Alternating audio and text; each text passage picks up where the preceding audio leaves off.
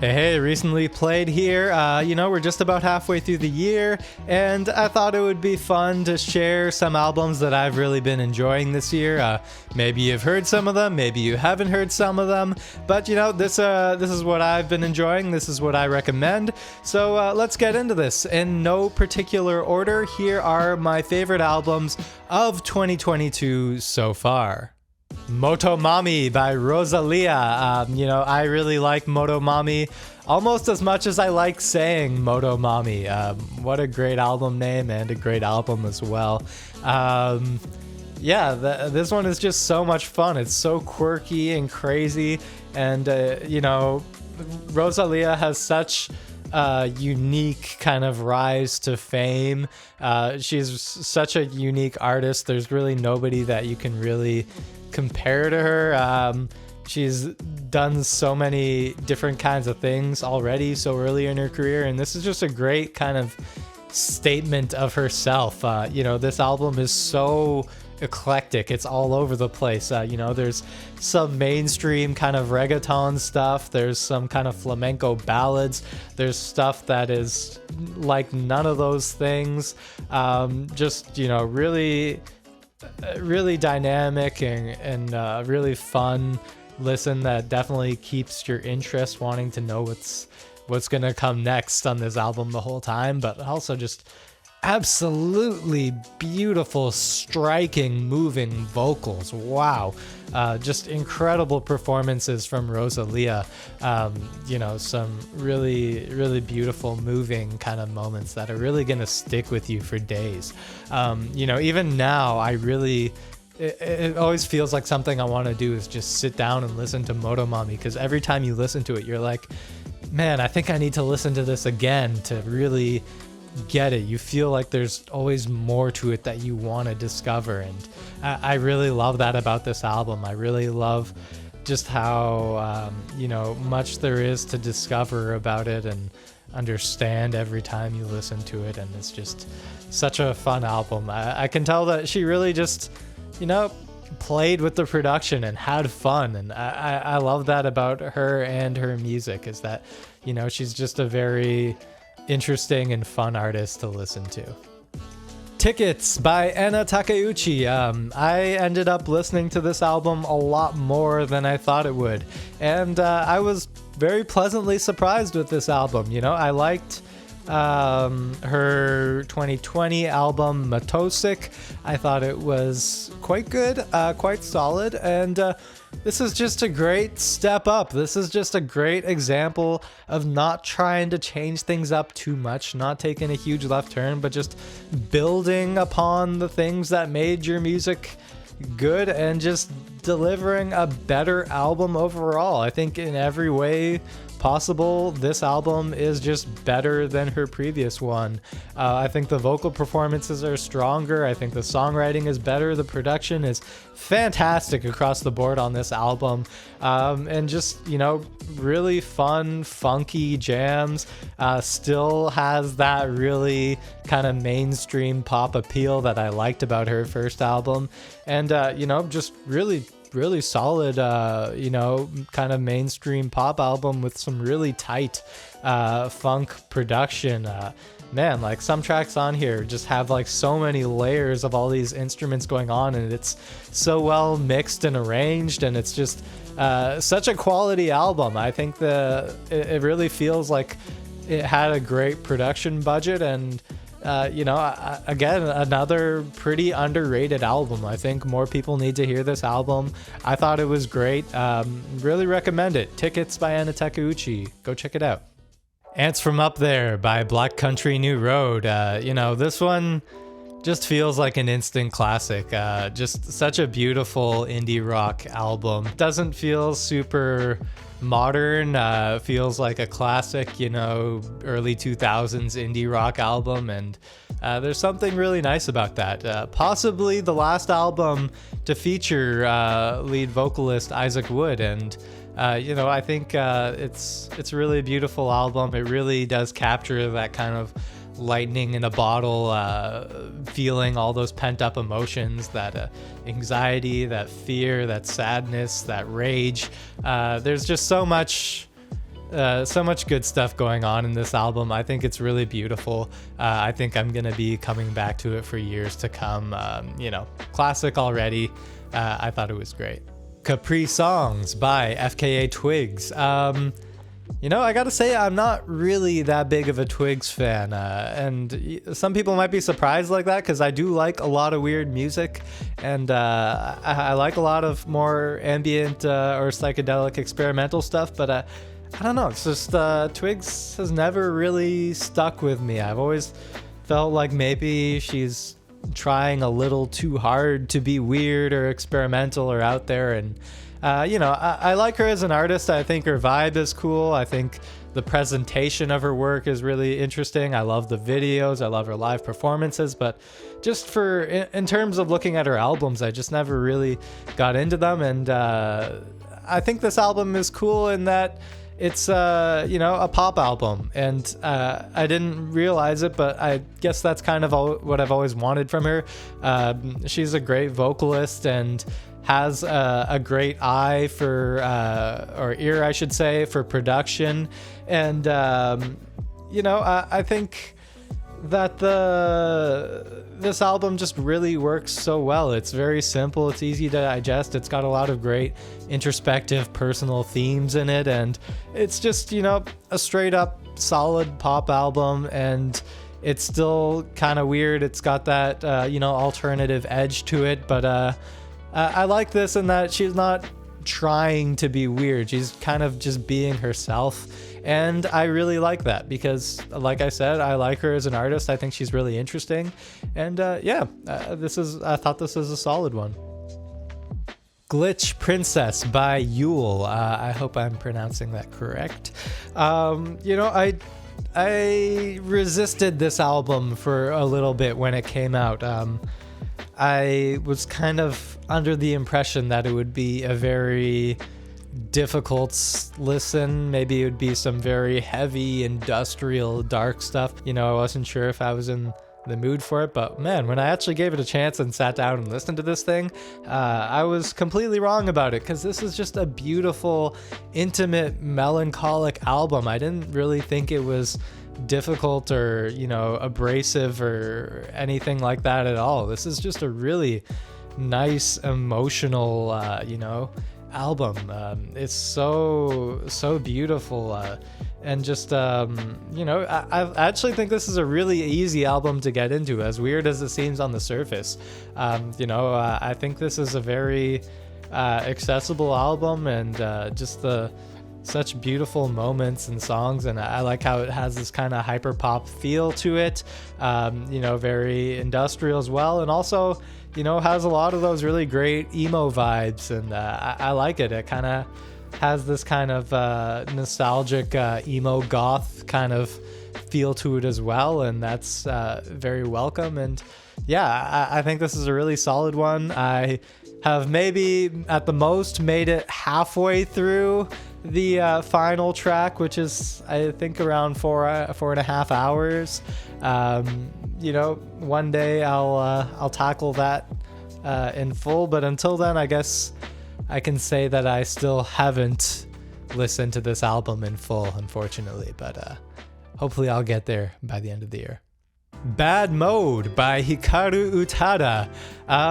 This has been my year of Utada. I'm calling a spoiler right now. When I do my Spotify Wrapped, Utada is definitely going to be number one. I have been obsessed with Utada this year, and I've been loving it. I've been listening to Japanese music for quite a while now, and I always knew this would happen because I know Utada is one of the biggest J-pop icons there is, but I've never really gotten into their music. It's always been kind of on my to-listen list. I've listened to a bunch of Utada's older albums, but they didn't really stick with me in the same way that they did this year. And, it's been great. I've been loving it. Particularly, I love First Love and Deep River. I think those are awesome albums. Really fun. Got that, late 90s, early 2000s kind of production and just phenomenal vocals. And to get into BAD Mode, these are some of the best songs of Utada's career. This is just a beautiful album, so introspective, just so many great reflections on where they are in their life right now, and it's just a beautiful album. And you got floating points on there, Nariaki Obukuro. Who else has a production credit on this? A.G. Cook, sorry, I forgot about that. One track from Skrillex. Great performance at Coachella this year that really kind of just solidifies this as my year of Utada so far, and I look forward to continuing to listen to this album and the rest of Hikaru Utada's pretty extensive discography. So many memorable moments on this album. I could get into it, but just watch my review because there's so much I have to say about this album, and if you haven't heard it, go check it out. The Last Thing Left by Seisumi. This is just a really beautiful, moving album. This band has been through a lot, to put it lightly, and they really do a great job of expressing it in this album, and then go a little bit beyond that and exploring, not just themes of grief and loss, but also themes of depression, of just trying to get through the day, of just, letting these feelings pass through you and processing traumatic experiences. I thought this is just a really beautiful album in how simple they put it. And, again, these songs are very simple but very effective, very captivating, and wonderful, kind of indie rock production. So pleasing to listen to, really fantastic guitar tones going on, and I love the lyrics too, just the really kind of strike with a lot of my emotions in this album, of how simple but effective it is. I don't want to get used to this feeling. A line like that just really kind of hits you hard, and there's so many lines like that throughout this album. And it just came out pretty recently, but I've already listened to it so much, and I think it's a great one. Asakusa Light by Soichi Terada. Classic techno album. Just I think it was 2015 or so that Sounds from the Far East, a compilation of his previous work, came out. A lot of great 90s techno, and I was really into that at the time. I thought it was awesome. I loved those really great vintage 90s techno sounds. Anybody that grew up playing video games from the 90s or early 2000s really has that kind of nostalgic vibe with it. And I thought this album was so cool, not only because it's his first album in a really long time, but because he used a lot of the same equipment that he used on that album. The sounds of his old digital gear is so crisp and nice. This is just such a great sounding classic techno album, and I like how he didn't really try to alter it or do too much fancy new production. It still sounds very vintage, like it could have come out in the 90s, but a lot of great songwriting as well. I think there's some really cool ideas on this one. I think it flows so well from start to finish.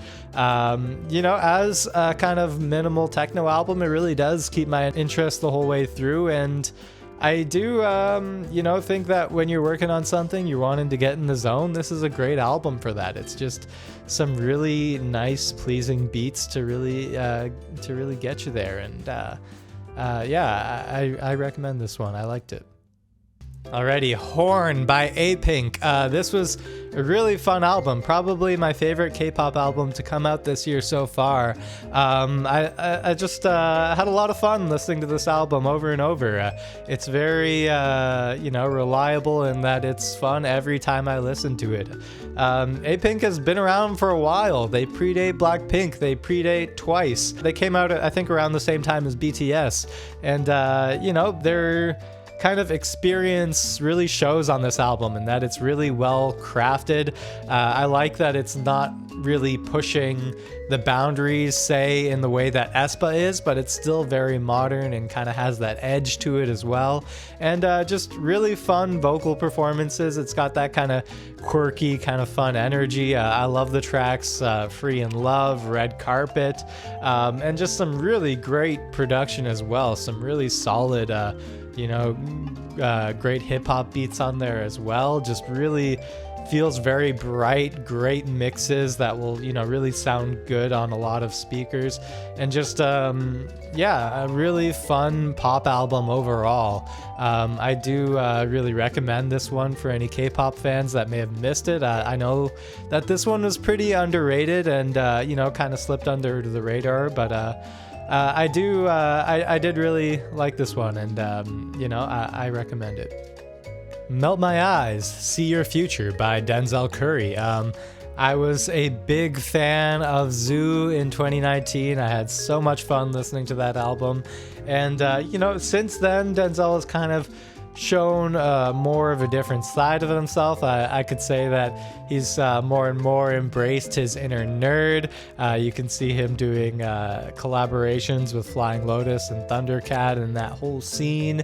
And, he's been more and more open about his love of anime and comics and all that. And then his 2020 album with Kenny Beats also kind of shows more of that love of just that kind of weird sci-fi kind of experimental sound. And I think this is a really cool album in that he uses that kind of newfound interest to show a different side of himself.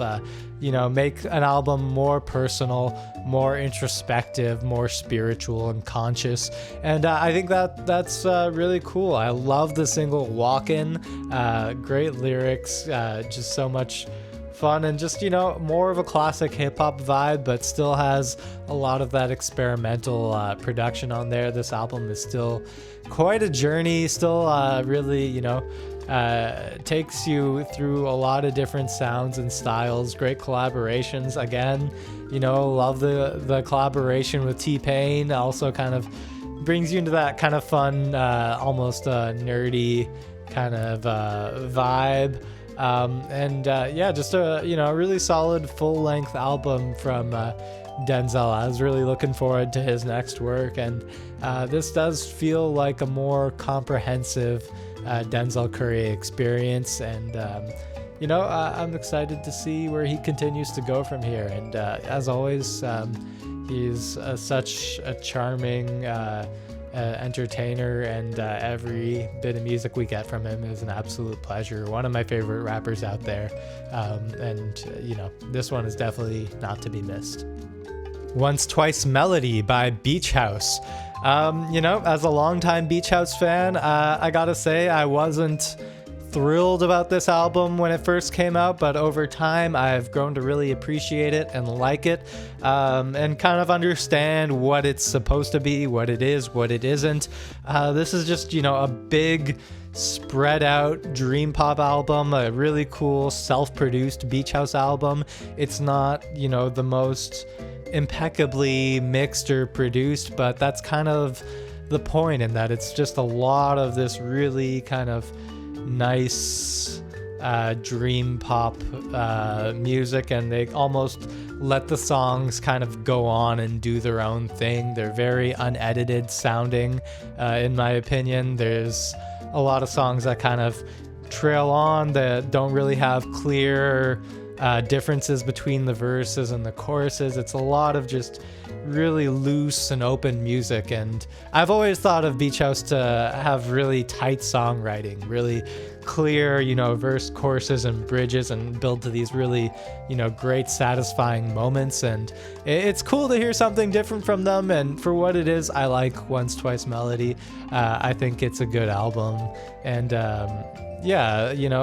really memorable moments on it. I love Pink Funeral still, Runaway, ESP. I go back to those songs all the time. Solid album. Moving on, Plonk by Huerco S.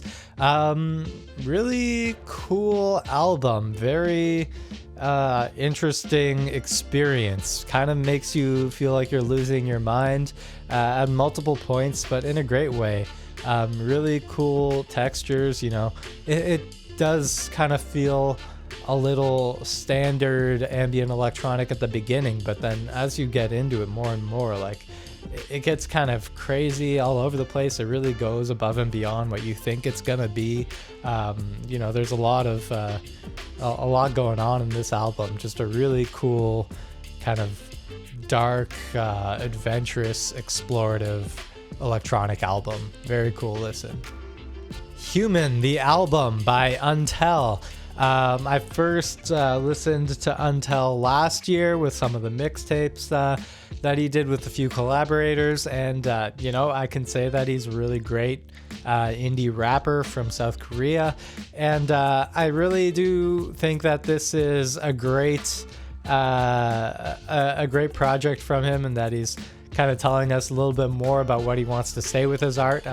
Really cool dance beats. You know, comparable albums that come to mind: Big Fish Theory by Vince Staples or Igor by Tyler the Creator. Like, he really does play around with the production a lot and do some really cool kind of industrial heavy dance beats in there. You know, really great vibes, really interesting reflections on kind of cultural appropriation, cultural identity.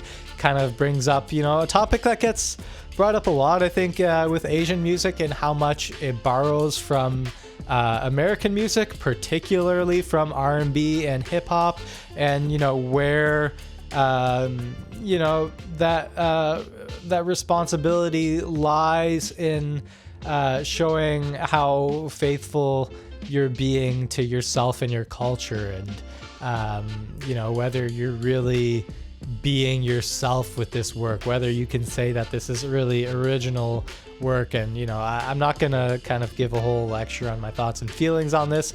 I'll only say that if you think that if you were under the impression that people who enjoy, you know, K-pop, or let's say city pop, or Japanese or Korean hip hop, or anything like that, if you think that we believe that music has not been inspired by genres outside of Asia, you're just totally wrong. I think everybody acknowledges that this music has been inspired by outside and foreign influences, and not in a bad way at all. And this album in particular is a great example in that it's really dynamic. Like, there's a whole ambient track at the end. There's some really heavy moments. Really cool album. Really memorable listen. Yeah, it's quite an adventure, and I really recommend checking out Untell and this album in particular, because I think it's really cool. Shortwave Memories by Biosphere. Really cool kind of sci-fi inspired ambient electronic album. You know, the thing with ambient electronic albums is, like, even though they're so open and minimal, if you're, you know, have the patience for it and you're with it, it should still keep you engaged from front to back. And I think this album just does a great job of that. It really does keep me from front to back, and it's just so nice. It makes you really vibe with it. It's really kind of soothing, and does kind of spark your imagination of, you know, outer space, and all of the bleeps and bloops kind of inspire that kind of you know, deep space signal kind of vibe. And this is just a really nice kind of seamless album. It kind of just takes you on that really nice ambient journey. Great transitions between songs. Sometimes you don't even notice when it changes, and just a really nice you know, ambient electronic mix. It's a really nice journey, and you know, I really recommend it. Ramona Park, Broke My Heart by Vince Staples. Really beautiful album, and you know, I think last year with Vince Staples' self-titled album, he kind of introduced us to that side of himself, and I think that was a great kind of introduction and showing who he really is on the inside and making himself vulnerable and being more honest. And I think this is a great continuation of that. I think after that album, it kind of left me wanting more, and this is just a more complete package. And I think he still does show his more party making upbeat vibe in this album. I think he still delivers some of that energy. There's some really great kind of more dancey songs on this, but overall it is still a very dark and personal album from him. He really does explore elements of his childhood in a really kind of almost uncomfortable way with how honest and specific he is with things. And I'm looking forward to Vince kind of continuing to find more of a halfway point between that really honest and vulnerable side of him and that really kind of bold and energetic side of him. And I think he's starting to get there more and more. But for what it is, I like Ramona Park Broke My Heart. I think it's a really honest and beautiful album. Nia by Kaho Nakamura. This is a really cool kind of fun, bright and experimental pop album. I think this album is kind of out there in the best of ways, has a lot of really cool jazz fusion, kind of almost like Thundercat-esque moments to it, but really fun kind of power pop album. Really bright and fun, and just really fantastic vocal performances overall. Production also kind of reminds me of some Animal Collective stuff also. And I think this is a great listen, really solid pop album. I think Kaho Nakamura is a really interesting and fun artist to keep an eye on. And this is just a really, really cool album. HYPNOS by Ravyn Lenae. Ravyn Lenae has been on my radar for a while, and what an epic, awesome delivery this is, with just this really solid, 50 plus minute full-length album of just some great, smooth, alternative R&B. We've had so much great kind of weird, more alternative kind of R&B music coming out over the last while, and I think this is just a great addition to that. Really cool production, really great hip-hop beats, really kind of dense and deep kind of feel to it. There's not really a really bright radio-friendly single on this, and I really like that about it. It's always got this kind of really cool, smooth vibe to it, and the vocal performances really do such a great job of complementing that. Such smooth vocals. Like, man, this is a smooth album. This is just some nice kind of really vibey music, and just wonderful textures. Oh man, so satisfying to hear. I think a lot of the sounds and the experimentation and the production is just so pleasing to the ears. This album really warrants multiple playthroughs. I feel like I still haven't really got there yet, but I look forward to getting there. Wet Leg by Wet Leg. This is just a very solid shoegaze punk album with some really fun lyrics. I was laughing during a lot of this album, and I think in the best way possible. This is just such a funny funny kind of punk album, and just really tight production all around the board. Really, really solid kind of shoegazy rock album.